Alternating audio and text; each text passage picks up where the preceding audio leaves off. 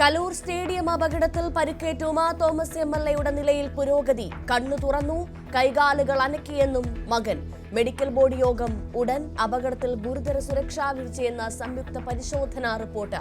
Stage നിർമ്മിച്ചത് അപകടകരമായി. Police എടുത്ത case ദുർബല വകുപ്പ് ചുമത്തിയെന്ന് പരാതി.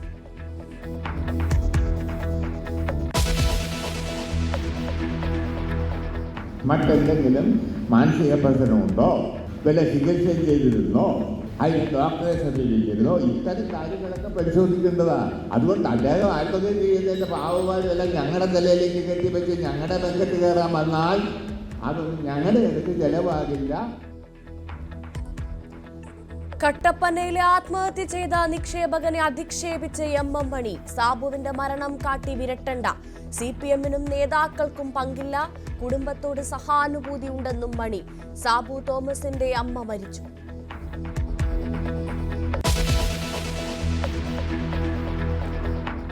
കേരളത്തെ മിനി പാകിസ്ഥാൻ എന്ന മഹാരാഷ്ട്ര മന്ത്രിയുടെ പ്രസംഗം വിവാദത്തിൽ. നിതേഷ് റാണയ്ക്കെതിരെ പ്രതിഷേധം ശക്തം.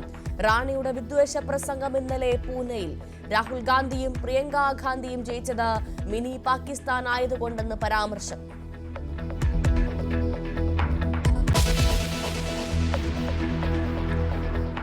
മുണ്ടക്കൈ ചൂരൽമല ഉരുൾപൊട്ടൽ അതിതീവ്ര ദുരന്തമായി പ്രഖ്യാപിച്ച കേന്ദ്ര ഉത്തരവിൽ വ്യക്തത കുറവ്.